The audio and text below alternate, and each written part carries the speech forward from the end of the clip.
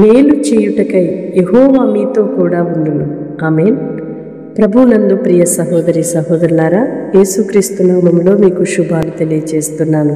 ఈ దినము దేవుడు మనకిచ్చిన అమూల్యమైన మాటను బట్టి యేసయ్యకి థ్యాంక్స్ చెప్దామా? మేలు చేయుటకు ఆయన మనతో కూడా ఉన్నాడు. మనతో కూడా ఉండువారు నిత్యం మనకు మేలు చేయలేకపోవచ్చు. మనతోనే ఉంటూ మనకు కీడు చేసే ప్రయత్నాలు చేయవచ్చు. మనుషుల ద్వారా మనం ఎన్నో ఎదుర్కొంటూ ఉంటాం. తోటి వారి ద్వారా, నమ్మిన వారి ద్వారా, మనము ప్రేమించిన వారి ద్వారా, మనలను ప్రేమిస్తున్నాను అన్నట్లు ఉన్న వారి ద్వారా కీడును, అపాయమును, నమ్మక ద్రోహాన్ని ఎదుర్కొన్నామేమో అనేక సార్లు. మనతో కూడా ఉంటూ మనకి కీడు చేసే మనుషులు ఎంతోమందిని చూసి ఉండొచ్చు, కానీ మనతో కూడా ఉండి మనలను ఆశీర్వదించుటకే ఆయన మన చేయి పట్టుకొని ఉన్నాడు. మనతో ఉన్నవాడు సామాన్యుడు కాదు, ఆయన సర్వాధికారి. భూమి ఆకాశములను కలుగు చేసిన అనంత జ్ఞాని, సకలము చేయగలిగిన సర్వశక్తి కలిగిన దేవుడు.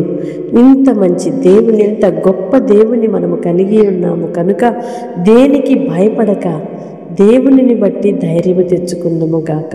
ఆమేన్. పరిశుద్ధుడైన దేవా, ప్రేమ కలిగిన తండ్రి, మీ స్తోత్రాలయ్యా. మాతో కూడా ఉండి మమ్మలను దీవిస్తూ ఆశీర్వదిస్తూ కృప చూపుచున్నందుకై మీ స్తోత్రాలు చెల్లిస్తున్నాం. మేలు చేయుచున్నందుకై స్తోత్రము నాన్న, మీ కొందనాలు చెల్లిస్తున్నాము. ఎందరైతే ప్రార్థనలు ఏకీభవిస్తున్నారో వారు నాయన మేలు పొందుటకు సహాయం చేయండి. కీడును నాయన మరిచిపోవునంతగా అయ్యా రెట్టింపైన మేలును, దీవెనను, ఆశీర్వాదమును, మీ సహాయమును బిడ్డలకు దయచేయమని వేడుకుంటున్నాం. వారితో ఉన్నవారు అనేక సార్లు వారిని బాధకి గురి చేసినప్పటికీ మీతో కూడా ఉండేవాడు మీకు మేలు చేయువాడు అని మీరు సెలవిచ్చి ఉన్నారయ్యా. మీ స్తోత్రాలు చెల్లిస్తున్నాం.